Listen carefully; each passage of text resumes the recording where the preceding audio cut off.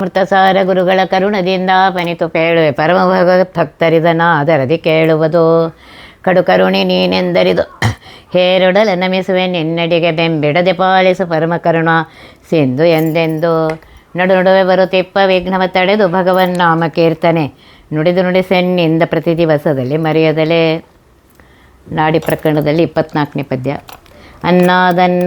ಅನ್ನದನ್ನಮಯ ಸ್ವಯಮನ್ನ ಬ್ರಹ್ಮಾದ್ಯ ಕೆಳಚೇತನ ಅನ್ನಕಲ್ಪಕ ಅನಿರುದ್ಧಾದಿ ರೂಪದಲ್ಲಿ ಅನ್ಯರನಪೇಕ್ಷಿಸದೆ ಗುಣಕಾರುಣ್ಯ ಸೃಷ್ಟಿಸುವನು. ಹಿರಣ್ಯ ಗರ್ಭನುಳೆದ್ದು ಪಾಲಿಸುವನು ಜಗತ್ರಯವ. ಇಲ್ಲಿ 2 ರೂಪಗಳು ಹೇಳ್ತಾ ಇದ್ದಾರೆ. ಅನ್ನ ಅಂತ ಹೇಳಿ ವಿಷ್ಣು ಸಹಸ್ರನಾಮದಲ್ಲಿಯೂ ಇದು ಬಂದಿದೆ.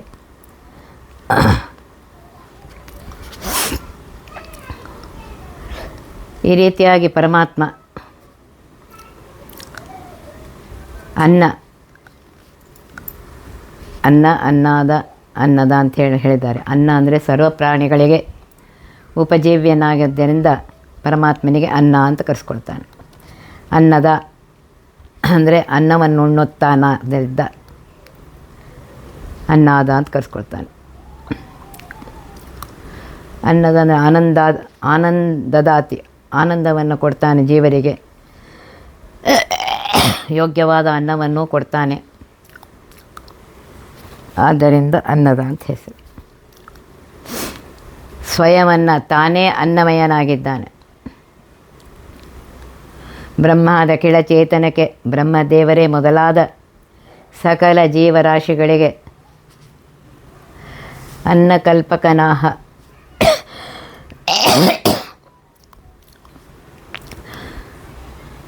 ತ್ರಿವಿಧ ಜೀವರಿಗೆ ತಕ್ಕಂತೆ ಆಯಾ ಜೀವರಿಗೆ ಅನ್ನವನ್ನುಂಟು ಮಾಡಿಕೊಡ್ತಾನೆ.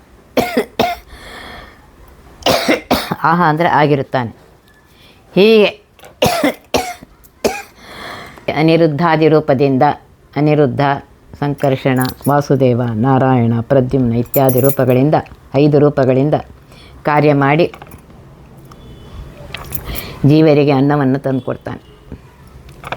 ಅನ್ನವನ್ನು ತಂದುಕೊಡುವನು ಅವನೇ. ಅಲ್ಲದೆ ಅನ್ಯರನ್ನಪೇಕ್ಷಿಸದೆ ತಾನು ಎರಡನೆಯದವರ ಸಹಾಯವಿಲ್ಲದೆ ಗುಣಕಾರುಣ್ಯ ಸಾಗರ ಅನಂತ ಕಲ್ಯಾಣ ಜ್ಞಾನಾನಂದಾದಿ ಗುಣ ಸಮುದ್ರ ಸದೃಶನಾದ ಪರಮಾತ್ಮನು ತನ್ನ ಅಧೀನಳಾದ ರಮಾದೇವಿ ಚಿತ್ ಪ್ರಕೃತಿ ಸತ್ವಾದಿ ಜಡ ಪ್ರಕೃತಿಗಳಿಗೆ ಅಭಿಮನ್ಯಳಾದುದರಿಂದ ಸತ್ವಾದಿ ಗುಣಕ್ಕೆ ತಾನೇ ಕಾರಣನಾಗಿ ರಜೋಗುಣ ಪ್ರಾಚುರ್ಯದಿಂದ ಹಿರಣ್ಯ ಗರ್ಭನೊಳೆದ್ದು ಬ್ರಹ್ಮದೇವರ ದ್ವಾರ ಸೃಷ್ಟಿಸ್ತಾನೆ. ಸಕಲ ಬ್ರಹ್ಮಾಂಡವನ್ನು ಜೀವರನ್ನು ಸೃಷ್ಟಿ ಮಾಡ್ತಾನೆ. ಸತ್ವಗುಣ ಪ್ರಾಚುರ್ಯದಿಂದ ಸ್ವಯಂ ವಿಷ್ಣು ತಾನೇ ನಿಂತು ಜಗತ್ರಯವ ಜೀವನನ್ನು ಪಾಲಿಸುವ, ಜೀವನನ್ನು ರಕ್ಷಿಸ್ತಾನೆ, 3 ಲೋಕವನ್ನು ಪಾಲಿಸ್ತಾನೆ ಅಂತ ಹೇಳ್ತಾ ಇದ್ದಾರೆ.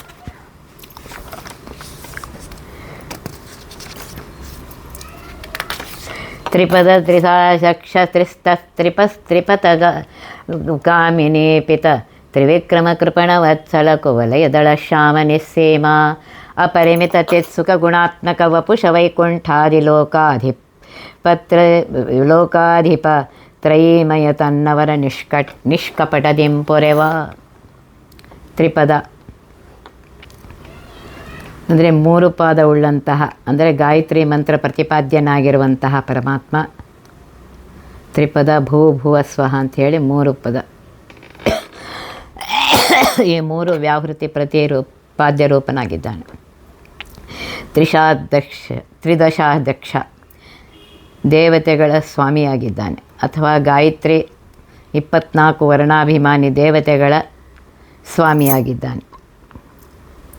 ಕೇಶವಾದಿ 24 ರೂಪಗಳಿಂದಿದ್ದಾನೆ. ತ್ರಿಸ್ಥ ಶ್ವೇತದ್ವೀಪ ಅನಂತಾಸನ ವೈಕುಂಠ 3 ಸ್ಥಳಗಳಲ್ಲಿ 3 ಇಡಗಳಲ್ಲಿ ಇದ್ದಾನೆ. ಅಥವಾ ಅಂತರ್ಬ್ರಹ್ಮಾಂಡ ದೇಹ ಜೀವಾಂತರ್ಗತಯಾಮಿಯಾಗಿ ಪರಮಾತ್ಮ ಇದ್ದಾನೆ ಅಂತ ಹೇಳ್ತಾರೆ. ಬಹಿರ್ಬ್ರಹ್ಮಾಂಡದಲ್ಲಿ ತ್ರಿಪಥಗಾಮಿನಿ, ಗಂಗಾದೇವಿಗೆ ತ್ರಿಪಥಗಾಮಿನಿ ಅಂತ ಹೇಳ್ತಾರೆ. ಗಂಗಾ ಯಮುನಾ ಸರಸ್ವತಿ 3 ಸಂಗಮವಾಗಿರುವ ಪ್ರಯಾಗರಾಜನೇ ದೇಹಸ್ಥ ಇಡಾ ಗಂಗಾ ಪಿಂಗಳ ಯಮುನಾ ಸರಸ್ವತಿ ಸುಷುಮ್ನ ನಾಡಿಗಳಲ್ಲಿ 3 ರೂಪಗಳಿಂದ ಇರುವಂತಹ ಗಂಗಾಜನಕನಾಗಿರುವಂತಹ ತ್ರಿವಿಕ್ರಮನೇ ಕೃಪಣವತ್ಸಲ ದೀನ ಭಕ್ತರನ್ನು ಅಂದರೆ ದಯೆಗೆ ಪಾತ್ರರಾದ ತನ್ನ ಭಕ್ತರನ್ನು ರಕ್ಷಿಸುವ ಬಿರುದುಳ್ಳಂತಹ ಪರಮಾತ್ಮ ಕುವಲದಯ ಶ್ಯಾಮ ಅಂದರೆ ಕನ್ನೆ ಇದೆಲೆಯಂತೆ ನೀಲವರ್ಣ ವಿಶಿಷ್ಟವಾದ ದೇಹವುಳ್ಳವನು.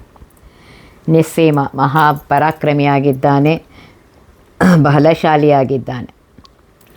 ಅಪರಿಮಿತ ಚಿತ್ಸುಖ ಗುಣಾತ್ಮಕ ವಪುಷ ಮಿತಿಯಿಲ್ಲದ ಅಂದರೆ ಲೆಕ್ಕವಿಲ್ಲದ ಚಿದಾನಂದ ದೇಹವುಳ್ಳವ ಜ್ಞಾನಾನಂದಾತ್ಮಕ ಗುಣವುಳ್ಳ ದೇಹವುಳ್ಳ ಚಿದಾನಂದ ಶರೀರವುಳ್ಳ ಪರಮಾತ್ಮ ವೈಕುಂಠ ಲೋಕಾಧಿಪ ಶ್ವೇತದ್ವೀಪ ಅನಂತಾಸನ ವೈಕುಂಠಾದಿಗಳಿಗೆ ಒಡೆಯನಾಗಿರುವಂತಹ ಪರಮಾತ್ಮ ತ್ರಯೀಮಯ ಋಕ್ಯಜು ಸಾಮ ವೇದ ಪ್ರತಿಪಾದ್ಯನೆಂದು ಹೊಗಳುವ ತನ್ನ ನಿಜ ಭಕ್ತರನ್ನು ನಿಷ್ಕಪಟದಿ ವಂಚನೆಯಿಲ್ಲದೆ ಕುಟಿಲರಹಿತನಾಗಿ ತನ್ನ ಭಕ್ತನನ್ನು ರಕ್ಷಣೆ ಮಾಡ್ತಾನೆ ಅಂತ ಹೇಳ್ತಾ ಇದ್ದಾರೆ. ಲವಣ ಮಿಶ್ರಿತ ಜಲವು ತೋರ್ಪುದು ಲವಣದೋಪಾದಿಯಲ್ಲಿ ಜಿವ್ವೆಗೆ ವಿವರಗೈಸಲು ಶಕ್ಯವಾಗುವುದೇನು ನೋಳ್ಪರಿಗೆ ಸ್ವವಶ ವ್ಯಾಪಿ ಎಣಿಸಿ ಲಕ್ಷ್ಮೀಧವ ಚರಾಚರದೊಳಗೆ ತುಂಬಿಯ ಅವಿತತನ ಸಾಕಲ್ಯಬಲ್ಲವರಾರು ಸುರರೊಳಗೆ. ಲವಣ ಮಿಶ್ರಿತ ಜಲವು ಉಪ್ಪಿನಿಂದ ಮಿಶ್ರಿತವಾದ ಕೂಡಿದ ಕಲಸಿದ ನೀರು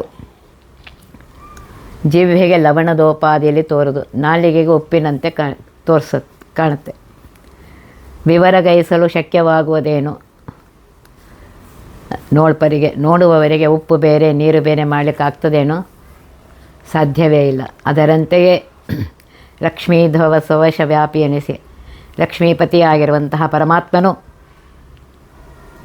ತನ್ನ ವಶದಲ್ಲಿ ತಾನಿದ್ದು ಅಂದರೆ ತಾನೇ ಸ್ವತಂತ್ರನಾಗಿ ಸ್ವವಶ ವ್ಯಾಪಿ ಎನಿಸಿ ತನ್ನ ವಶದಲ್ಲಿರುವಂತಹ ಬ್ರಹ್ಮಾದಿ ಚೇತನರೊಳಗೆ ಜಡವಾದ ಬ್ರಹ್ಮಾಂಡದೊಳಗೂ ವ್ಯಾಪ್ತನಾಗಿ ಚರಾಚರದೊಳಗೆ ತುಂಬಿಯ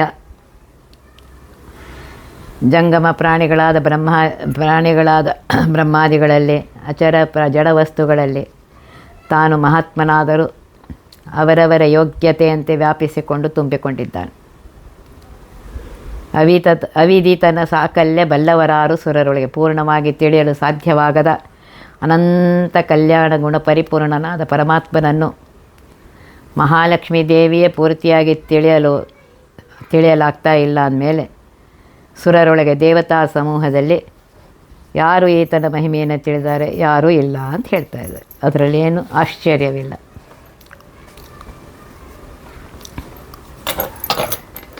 ನೋಡಿರಿ, ಪರಮಾತ್ಮ ಸರ್ವತ್ರ ವ್ಯಾಪ್ತನಾಗಿದ್ದಾನೆ, ಸ್ವತಂತ್ರನಾಗಿದ್ದಾನೆ, ಸರ್ವಸ್ವಾಮಿಯಾಗಿದ್ದಾನೆ ಅಂತ ಹೇಳ್ತಾ ಇದ್ದಾರೆ.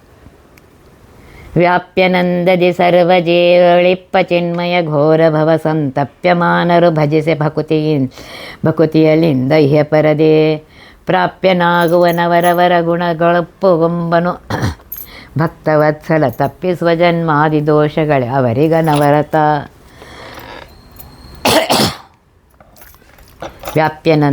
ವ್ಯಾಪ್ತನಂದದಿ ಪರಮಾತ್ಮನು ತಾನು ಸರ್ವತ್ರದಲ್ಲಿ ಸ್ವಾತಂತ್ರ್ಯದಿಂದ ವ್ಯಾಪಕನಾದರೂ ವ್ಯಾಪ್ಯ ಕಡಿಮೆ ಜೀವರುಗಳಲ್ಲಿ ಅಲ್ಪ ಪ್ರಮಾಣಗಳ ಸರ್ವಜೀವರೊಳೆಪ್ಪ ಎಲ್ಲ ಜೀವರಲ್ಲಿ ವ್ಯಾಪ್ತನಾಗಿದ್ದಾನೆ. ಆದರೂ ಚಿನ್ಮಯನು ಸಚ್ಚಿದಾನಂದ ದೇಹವುಳ್ಳಂತಹ ಪರಮಾತ್ಮನು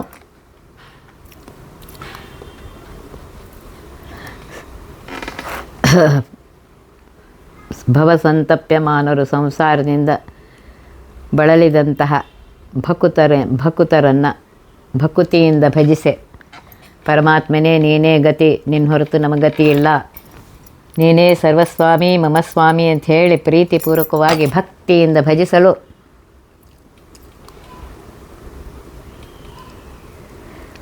ಅವರವ ಗುಣಗಳಪ್ಪಗೊಂಬನು. ಇಂತಹ ಭಕ್ತರು ಮಾಡಿದ ಅವಗುಣಗಳನ್ನು ಒಪ್ಪಿಕೊಂಡು ಭಕ್ತಾಪರಾಧ ಸಹಿಷ್ಣು ಆಗಿರುವಂಥ ಪರಮಾತ್ಮ ಅಪರೋಕ್ಷಾನಂತರ ಪ್ರಾರಬ್ಧ ಕರ್ಮ ಅನುಭವಿಪ ಭಕ್ತರು ಕದಾಚಿತ್ ಅಪರಾಧ ಮಾಡಿದರೆ ಆ ತಪ್ಪು ಒಪ್ಪಿಕೊಂಡು ಕ್ಷಮಿಸುವನು. ಭಕ್ತವತ್ಸಲ, ಭಕ್ತರನ್ನು ರಕ್ಷಿಸುವ ಮಹಾಪ್ರೀತಿಯುಳ್ಳಂತಹ ಪರಮಾತ್ಮನು ತಪ್ಪಿಸುವ ಜನ್ಮಾದಿ ದೋಷಗಳವರಿಗನವರತ. ಇಂತಹ ಪ್ರಾರಬ್ಧ ಅನುಭೋಗ ಭಕ್ತ ಕಾಲದಲ್ಲಿ ಮುಂದೆ ಕರ್ಮಾನುಸಾರ ಬರುವ ಜನ್ಮಾದಿ ದೋಷಗಳನ್ನು ಉಪಮರ್ದನ ಮಾಡಿ ಅನವರತ ಕಾಪಾಡುವನು. ಮುಕ್ತಿ ಎಂಬ ನಿತ್ಯ ಸುಖದಲ್ಲಿಟ್ಟು ಅವರನ್ನು ರಕ್ಷಣೆ ಮಾಡ್ತಾನೆ ಅಂತ ಹೇಳ್ತಾ ಇದ್ದಾರೆ. ಹಲವು ಬಗೆಯಲ್ಲಿ ಹರಿಯ ಮನದಲ್ಲಿ ಒಲಿಸಿ ನಿಲ್ಲಿಸಿ ಏನು ಮಾಡುವ ಕೆಲಸಗಳು ಅವನ ಅಂಗ್ರಿ ಪೂಜೆಗಳೆಂದು ನೆನೆಯುತ್ತಿರು. ಹಲಧರಾನುಜ ತಾನೇ ಸರ್ವ ಸ್ಥಳಗಳಲ್ಲಿ ನೆಲೆಸಿದ್ದು ನಿಶ್ಚಂಚಲ ಭಕುತಿ ಸುಜ್ಞಾನ ಭಾಗ್ಯವ ಕೊಟ್ಟು ಸಂತೈಪ. ಹಲವು ಬಗೆಯಲ್ಲಿ ನಾನಾ ರೀತಿ ಸರ್ವ ಪ್ರಕಾರದಿಂದ ಪರಮಾತ್ಮನೇ ವ್ಯಾಪ್ಯ, ವ್ಯಾಪಕ, ಪೋಷ್ಯ, ಪೋಷಕ, ಪ್ರೇರ್ಯ, ಪ್ರೇರಕ, ಹರಿಯ ಅನೇಕ ಗುಣಗಳಿಂದ ಪೂರ್ಣನಾಗಿದ್ದಾನೆ, ಮಮ ಸ್ವಾಮಿಯಾಗಿದ್ದಾನೆ ಎಂದು ಆತ್ಮೈಕ ಗುಣೋಪಾಸನೆಯಿಂದ ಒಲಿಸಿ ಹರಿಯನ್ನು ಮೆಚ್ಚಿಸಿ ನಿಲ್ಲಿಸಿ ಹುತ್ಕಮಲದಲ್ಲಿ ಭಕ್ತಿಪಾಶದಿಂದ ಕಟ್ಟಿ ನಿಲ್ಲಿಸಿ ಏನು ಮಾಡುವ ಕೆಲಸಗಳು ಗೃಹ ಕರ್ಮವ ಬ್ಯಾಸರದಲ್ಲಿ ಪರಮೋತ್ಸಾಹದಲ್ಲಿ ಮಾಡುತ್ತಾ ಮೂರ್ಜಗದ ಮಹಿತನ ಸೇವೆ ಇದೆನು ತಳಿ ಮೋದದಿ ಅಹರ್ಹರ್ ಮನದಿ ಸಮರ್ಪಿಸುತ್ತಿಪ್ಪುದೇ ಫಲವಿದು ಬಾಳ್ದಕ್ಕೆ ಹೇಳಿದಂತೆ ಸಕಲ ಕರ್ಮವು ಪರಮಾತ್ಮನ ಪಾದ ಪೂಜೆ ಅಂತ ತಿಳ್ಕೊಳ್ಬೇಕು. ಯಾವಾಗಲೂ ಸ್ಮರಣೆ ಮಾಡ್ತಾ ಇರಬೇಕು.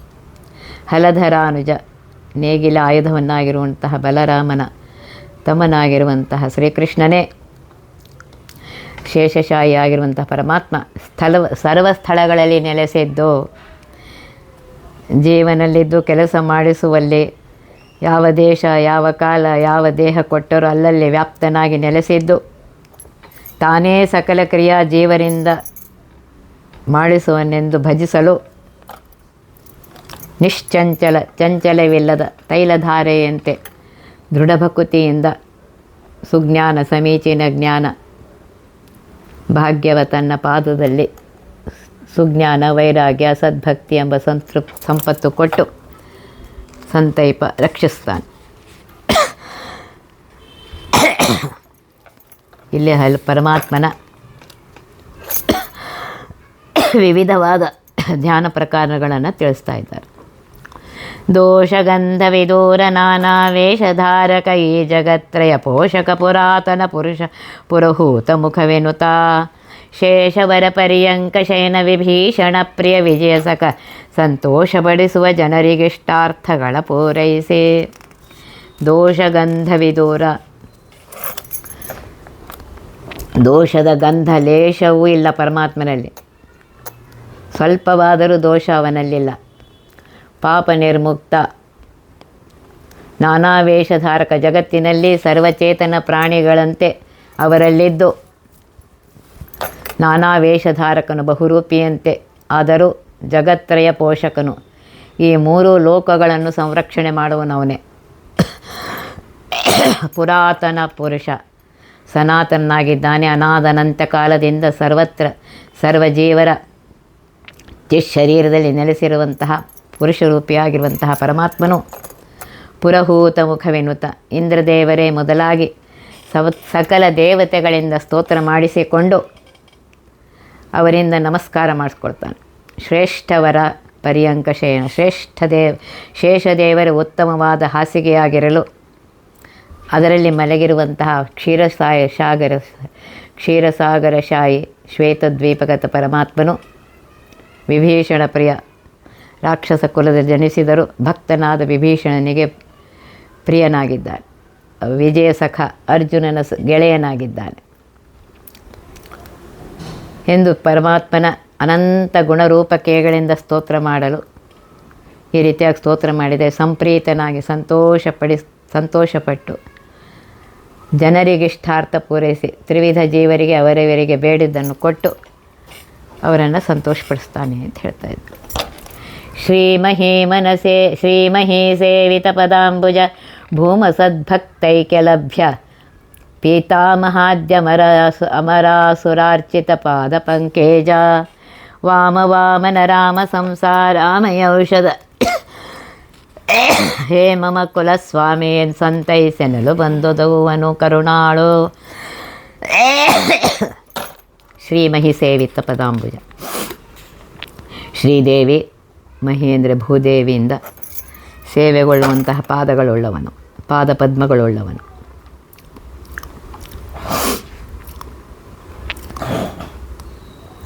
ಇಂತಹ ಬಿಂಬರೂಪಿಯಾಗಿರುವಂತಹ ಪರಮಾತ್ಮ ಭೂಮ ಸಕಲ ಗುಣಪೂರ್ಣನಾಗಿದ್ದಾನೆ, ಸದ್ಭಕ್ತೈಕ ಲಭ್ಯನಾಗಿದ್ದಾನೆ. ವಿಶೇಷವಾದ ಸದ್ಭಕ್ತಿಗೆ ಮಾತ್ರ ಪ್ರಾಪ್ತನಾಗುವಂತಹ ಪಿತಾಮಹ ಮಹಾದ್ಯಮರಾಸುರಾರ್ಚಿತ ಪಿತಾಮಹ ಬ್ರಹ್ಮದೇವರೇ ಮೊದಲಾದ ಅಮರರು ದೇವತೆಗಳಿಂದ ಪೂಜೆಗೊಳ್ಳುವನಾಗಿದ್ದಾನೆ. ಅಸುರಾರ್ಚಿತ ಅಸುರ ಕುಲದಲ್ಲಿ ಹುಟ್ಟಿದಂತಹ ಪ್ರಹ್ಲಾದ ವಿಭೀಷಣಾದಿಗಳಿಂದ ಪೂಜೆಗೊಳ್ಳುವನಾಗಿದ್ದಾನೆ. ಇದು ಮೇಲೆ ತೋರುವ ಮುಖ್ಯಾರ್ಥ ಅಂತ ಹೇಳ್ತಾ ಇದ್ದಾರೆ.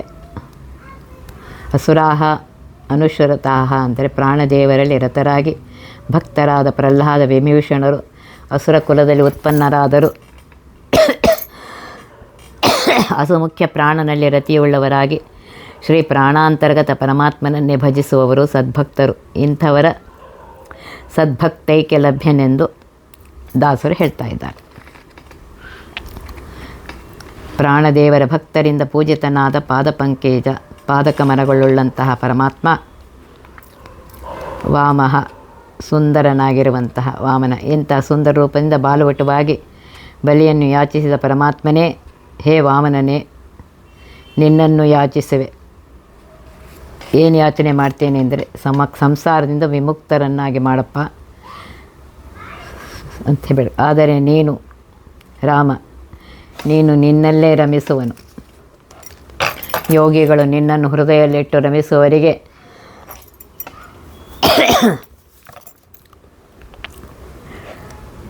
ಶ್ರೀರಾಮಚಂದ್ರ ಸಂಸಾರ ಎನ್ನುವ ರೋಗಕ್ಕೆ ಔಷಧಿಯಾಗಿದೆಯಪ್ಪ ನೀನು. ಇಂತಹ ರಾಮರೂಪಿಯಾಗಿರುವಂತಹ ಪರಮಾತ್ಮ ನನ್ನ ಕುಲಸ್ವಾಮಿ, ನನ್ನ ಕುಲಸ್ವಾಮಿಯಾಗಿರುವಂತಹ, ನನ್ನ ಸ್ವಾಮಿಯಾಗಿರುವಂತಹ, ಸರ್ವಸ್ವಾಮಿಯಾಗಿರುವಂತಹ ಎಂಬ ದಾರ್ಢ್ಯದಿಂದ ಸಂತೈಸೆನಲು ರಕ್ಷಣೆ ಮಾಡಿ ಅಂಥೇಳಿ ಬೇಡಿಕೊಳ್ಳಲು, ಯಾಚನೆ ಮಾಡಿ ಬೇಡಿಕೊಳ್ಳಲು ಕರುಣಾ ಸಮುದ್ರನಾಗಿರುವಂತಹ ಪರಮಾತ್ಮ ಭಕ್ತರ ಹತ್ತಿರ ಓಡಿ ಬರ್ತಾನಂತೆ. ಓಡಿ ಬಂದು ಅವರನ್ನು ರಕ್ಷಣೆ ಮಾಡ್ತಾನೆ ಅಂತ ಹೇಳ್ತಾ ಇದ್ದಾರೆ. ಧನುಜ ದಿವಿಜರುಳಿದ್ದು ಅವರವರನು ಸರಿಸಿ ಕರ್ಮಗಳ ಮಾಳ್ಪನು ಜನನ ಮರಣಾದ್ಯ ಖಿಳದೋಷವಿದೂರ ಎಮ್ಮೊಡನೆ ಜನಿಸುವನು ಜೀವಿಸುವ ಸಂರಕ್ಷಣೆಯ ಮಾಡುವ ಎಲ್ಲ ಕಾಲದಿ ಧನವ ಕಾಯ್ದೆಯ ಸರ್ಪನಂತ ನಿಮಿತ್ತ ಬಾಂಧವನು. ಧನುಜ ದಿವಿಜರು ಧನುದೇವಿ ಮಕ್ಕಳಾಗಿರುವಂತಹ ದಾನವರು, ದಿವಿಜರು ಅಂದರೆ ಸ್ವರ್ಗವಾಸಿಗಳಂತ ದೇವತೆಗಳಲ್ಲಿ ಇದ್ದು ಅವರವನನುಸರಿಸಿ ಕರ್ಮಗಳ ಮಾಡ್ಪನು. ಆಯಾ ದೇವತೆಗಳ ದೈತ್ಯರ ಸ್ವಭಾವಕ್ಕನುಸಾರವಾಗಿ ಯೋಗ್ಯತೆಯಂತೆ ತಾನು ಸ್ವತಂತ್ರನಾದವನು. ಅವರ ಅಧೀನನಾಗದೆ ಅವರಂತೆ ನಾನಾ ಕ್ರಿಯೆಗಳನ್ನು ಮಾಡ್ತಾನೆ. ಜನನ ಮರಣಾದ್ಯ ಖಿಳ ದೋಷವಿದೂರನಾಗಿದ್ದಾನೆ. ಅಂದರೆ ತ್ರಿಗುಣಬದ್ಧವಾದ ಜನನ ಹುಟ್ಟುವುದು, ಮರಣ, ದೇಹ ವಿಯೋಗ, ಲಕ್ಷಣವಾದ ಸಾವು, ಕೇಡು ಮುಂತಾದ ದೋಷಗಳಿಂದ ಯಾವಾಗಲೂ ಸಂತತ ದೂರನಾಗಿದ್ದಾನೆ. ಇಂತಹ ಪರಮಾತ್ಮನಿಗೆ ಜನ್ಮ ಮರಣ ಮತಿ ಯಾವುದು ಇಲ್ಲವೇ ಇಲ್ಲ. ರಾಮಕೃಷ್ಣಾದಿ ರೂಪಗಳಿಂದ ಕೌಸಲ್ಯ ದೇವಕಿಯರಲ್ಲಿ ಜನಿಸಿದ್ದ ದೇವರಿಗೆ ಸ್ವತಃ ಚಿನ್ಮಯ ಪ್ರಾದುರ್ಭಾವ ಅವತಾರವೇ ಹೊರತು ಗರ್ಭವಾಸ ಜನನವಿಲ್ಲ. ಆದರೂ ಎಮ್ಮೊಡನೆ ಜನಿಸುವನು, ನಮ್ಮ ಸ್ಥೂಲ ದೇಹದೊಡನೆ ಹುಟ್ಟುವನು. ಹೇಗೆಂದರೆ ಹೇಳ್ತಾ ಇದ್ದಾರೆ,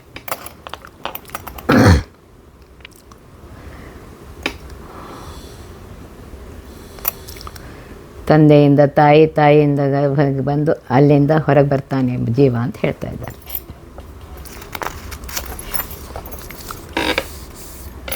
ಬಿಸರು ಹಾಪ್ತಾಗಸದೆ ತಾನು ದಯಿಸಲು ವೃಕ್ಷಗಳ ನೆಳಲು ಪಸರಿಸು ವೇಳೆಯಳು ಅಸ್ತಮಿಸಿ ಅಲ್ಲಲ್ಲಿ ಲೀನವಹು. ಶ್ವಸನ ಮುಖ ಅಮರಾಂತರಾತ್ಮಕ ವಶದೊಳಿಪ್ಪುದು ಈ ಜಗತ್ತರೆಯ ಬಸುರುಳೆಂಬೆಟ್ಟೆಲ್ಲ ಕರ್ಮವ ತೋರ್ಪನಪರಿಗೆ. ಬಿಸುರುಹ ಅಂದರೆ ಕಮಲ, ಆಪ್ತ ಕಮಲ ಕಮಲ ಬಾಂಧವ ಸೂರ್ಯ. ಸೂರ್ಯ ಉದಯದ ಕ್ಷಣ ಆ ಗಿಡಗಳು ಆ ಫಲಗಳು ಉದಯ ತಾವರೆ ಕಮಲ ಉದಯ ಅರಳ್ಕೊಳ್ಳುತ್ತೆ. ಪಸರಿಸು ಅಂದರೆ ಅರಳ್ಕೊಳ್ಳುತ್ತೆ. ಅಸ್ತಮಿಸಿ ಅಲ್ಲಲ್ಲೇ ಲೀನಹು. ಸೂರ್ಯಾಸ್ತಮವಾದರೆ ಆಯಾ ಸ್ಥಳದಲ್ಲೇ ಮತ್ತೆ ಇದಾಗುತ್ತೆ. ಅದರಂತೆ ಶ್ವಸನ ವಾಯುದೇವರೇ ಮುಖ್ಯ ಅಮರಾಂತ ಸಮಸ್ತ ದೇವತೆಗಳ ಅಂತರಂಗದಲ್ಲಿರಪ್ಪ ಪರಮಾತ್ಮ.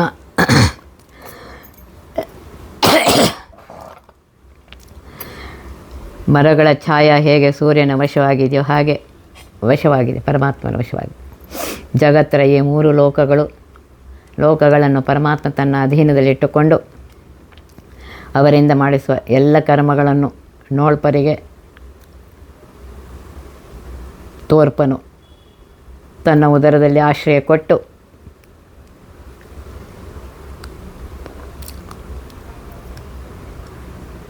ಆ ದೇವರಿಂದ ಸೂರ್ಯ ಉದಯ ಆದ ಮೇಲೆ ಮತ್ತೆ ಕರ್ಮಗಳನ್ನು ಮಾಡಿಸ್ಕೊಡ್ತಾನೆ ಅಂತ ಹೇಳ್ತಾ ಇದ್ದಾರೆ. ನೋಡಿ, ಅವನ ಮಹಿಮೆ ಅಷ್ಟಿದೆ. ಅನಂತ ಜೀವರಾಶಿಗಳಲ್ಲಿದ್ದು ಅವರವರ ಜೀವರ ಕರ್ಮಕ್ಕನುಸಾರವಾಗಿ ಅವರ ಪ್ರಯತ್ನಕ್ಕನುಸಾರವಾಗಿ ಅವರಿಂದ ಕರ್ಮಗಳನ್ನ ಮಾಡಿಸಿ ಆ ಫಲಗಳನ್ನು ಅವರಿಗೆ ಕೊಡ್ತಾನೆ. ಒತ್ತಿ ಬಹ ವಿಘ್ನಗಳ ಕಳೆದಪ ಮೃತ್ಯುವಿಗೆ ಮರೆ ಮಾಡಿ ಕಾಲನ ದೂತರಿಗೆ ಭೀಕರವ ಪುಟ್ಟಿಸಿ ಸಕಲ ಸಿದ್ಧಿಗಳ ಒತ್ತಿಗೊಳ್ಳಿಸಿವನರು ಹೇಕ್ಷ ನೃತ್ಯ ಮಾಡುವರವರ ಮನೆಯೊಳು ನಿತ್ಯ ಮಂಗಳ ಹರಿಕಥಾಮೃತ ಸಾರ ಪಡಿಸುವರ.